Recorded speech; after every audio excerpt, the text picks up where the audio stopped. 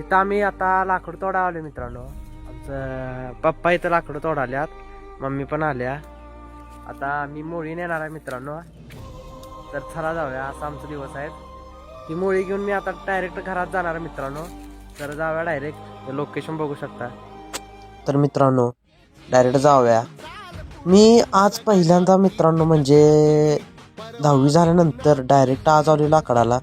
रोज पप्पा आमच्या लाकडाला जातात मित्रांनो. हे कष्ट कसं घेतात ते आपण स्वतः अनुभवलं की आपल्याला पैशाची किंमत कळते मित्रांनो.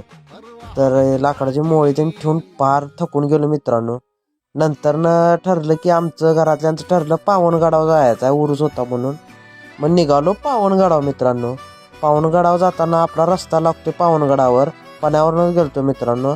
तर पप्पा आणि बहीण आणि मी गेलतो मित्रांनो. असं आनंद घेत जावं आयुष्यात. पावनगडावर पोचलो मित्रांनो. मग इथलं लोकेशन बघा व्यवस्थित.